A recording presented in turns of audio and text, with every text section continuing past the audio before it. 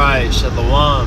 First and foremost, before I begin this lesson, I want to give all praises, honor, and glory to Yahweh, Bahashem Yahushai, Bahashem Rachak Kodash. Double honors go out to the apostles, the elders, great millstone who rule and teach well. Shalom Barakim to you brothers and sisters out there. Alright, this is the brother Malachi from the Great Millstone Nashville camp. And the Lord willing that this lesson is edifying to the hopeful elect. Alright, I just wanted to go into a lesson, I kind of might just flow through the spirit wherever the Lord takes me, but I want to start off with, basically how, hold on, let me get over. I want to start off with how everything here is temporal.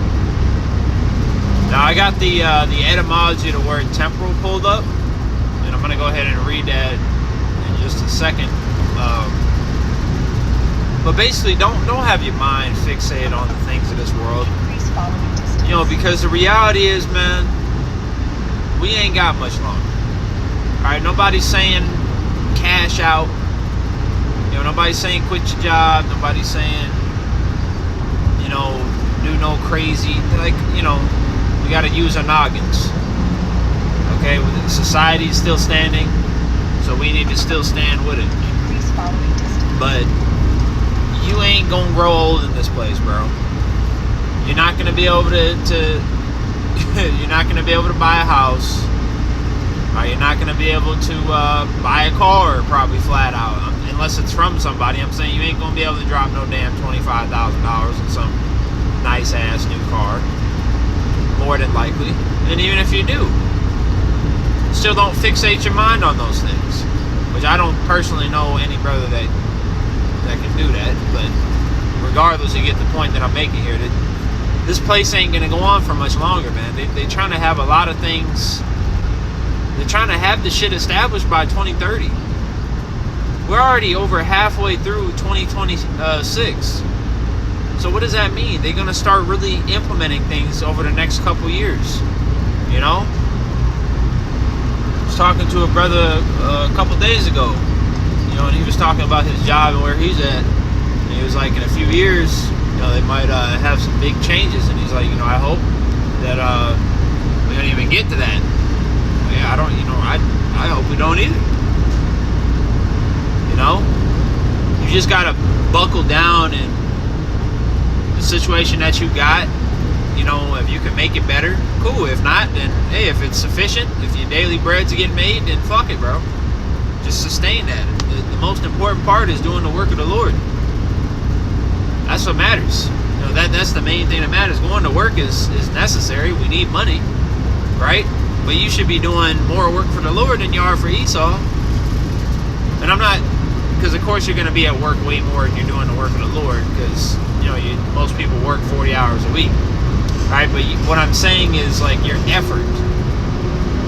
You shouldn't be hustling and bustling for Esau, and then when it comes to the Lord, you did 2 videos last week, and this week you did 1, and then it's like what are you doing? But you clocked in Monday to Friday last week and this week, but you can't do 3 videos. But you can't get a fast in when the Spirit's put on you. You can't pray. Believe it or not, you got people that don't pray. I don't even understand how that's a possibility. You never have anything to talk to the Lord about, or to ask about, or to ask for Him to remove from you, or to ask for Him to give to you, or nothing? You must be an elite banker then, man. If you're not praying, you must be Bill Gates. But even no matter what status you're in, rich or poor, you should always be praying to the Lord. But I'm saying, because the Lord ain't in any of their thoughts, and that's not even because they're rich, though. That's because they're Edomites. And especially because they're the left-hand side elect, if you will. But yeah, you got to have your mind focused on what really matters. Alright, which is the world to come. Store up treasures in heaven where neither moth nor rust doth corrupt. Okay? So this is the etymology of the word temporal. I saw Edom Online, the app. It's a great app. It says, worldly secular, of or pertaining to the present life. It says terrestrial, earthly, also temporary, lasting only for a time. Exactly. Down there it says time, season, moment. So before you know it, all this stuff is going to pass away, right? By the fervent heat, that nuclear fire. And I'm not talking about the whole earth. I'm talking about America.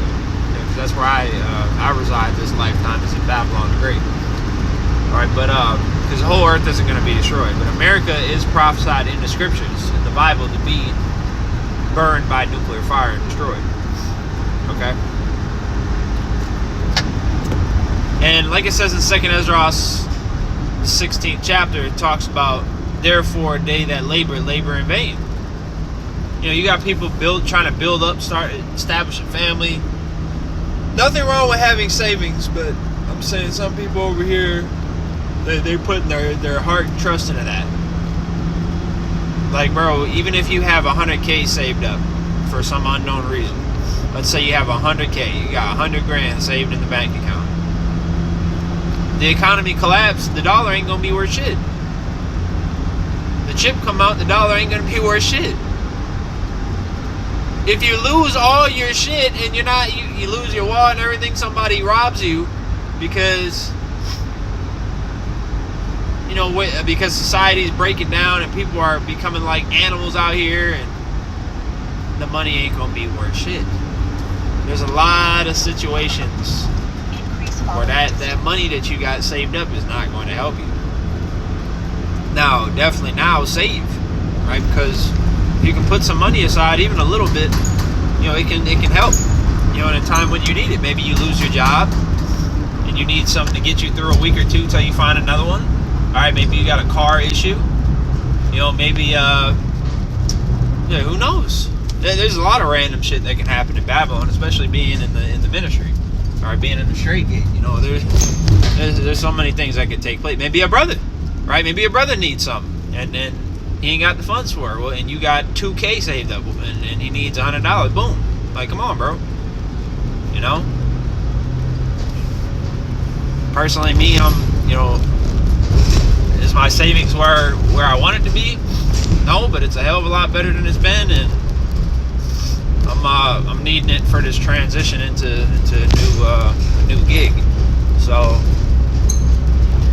I'm hoping that sustains me, buys me a little bit more time before things start getting real tight. All right, but regardless, I mean, what if it's the Lord's will for it to get tight? That's another thing. There's certain situations that you just got to deal with. I mean, it is what it is. Because at the end of the day, and it all goes into this word temporal, the Lord is not going to leave us destitute, right? Like here, matter of fact, let me get this real quick. It's locked for all the background noise. You already know how this truck be. Sirach 2 and 10 is what I believe it is. Yep. Sirach chapter 2 verse 10. Look at the generations of old and see. Right? It connects with Romans 15 and 4. These things were written aforetime for our learning, that we through patience and comfort of the scriptures might have hope. I roughly paraphrase it. It says, did ever any trust in the Lord and was confounded? Or did any abide in his fear and was forsaken? Or whom did he ever despise that called upon him? Right? And these are all questions which are really rhetorical. In other words, the answer is already well known. Nobody. Right? So, look, you're not going to be forsaken, right? You never look up the word destitute. All right, look into that word. It goes into lacking the basic necessities of life, basically. So, like, you know, you don't have food, you don't have water, you don't have clothing, you know, you don't have the principles of life, right? That's being destitute. When have you ever been destitute? You've been broke. You might have been evicted, even. Might have had no car for periods of time. But have you ever been destitute? No. Because the Lord always gives you a shelter, whether it's with a brother, you know, maybe the Lord puts you in a hotel for a few days, and then you get another spot, or you know, whatever. But the point is, you're never fucking through. Okay? the reason why is because the Lord has a plan for you, and He wants you to continue in His ministry, to continue to do the work. And that's what we pray for every day, right? You should be throwing it up every day. The Lord's Prayer. Give us this day our daily bread. Daily bread. Okay?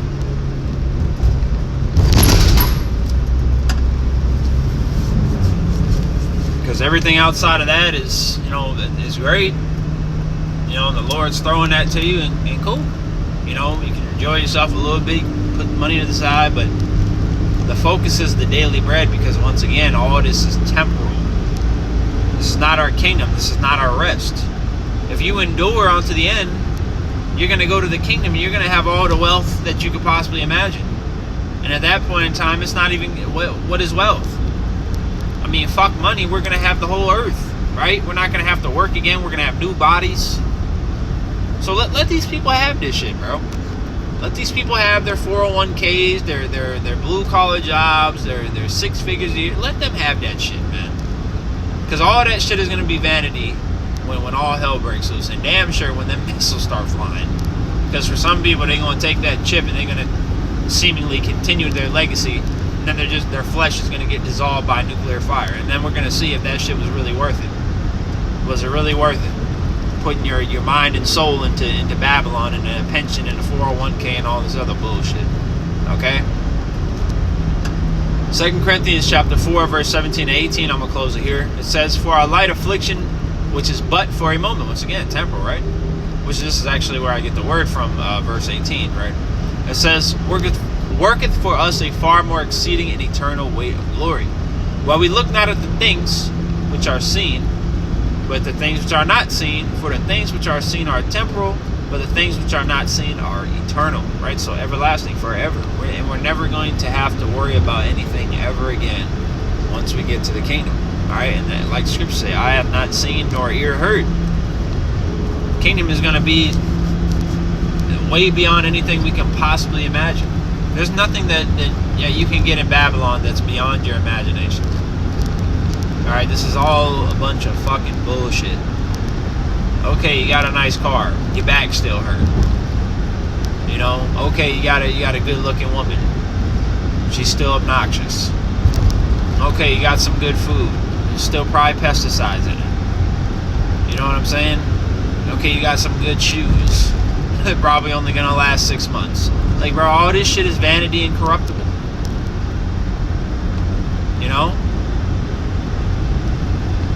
All this shit can be destroyed. It's all tangible. The kingdom of heaven isn't. Storing up treasures in heaven is a forever thing. Alright? But remember too, if you're storing up treasures in heaven, you take your hand off that plow, well, your bank account's going to get closed. You're going to forfeit all your assets. Alright, so Lord, when that this lesson was edifying, before I close, I want to give all praise to Yahweh Bashem El Shai Bashem Rakak Kudash. The honors go out to the apostles, Ezra Millstone. Shalom.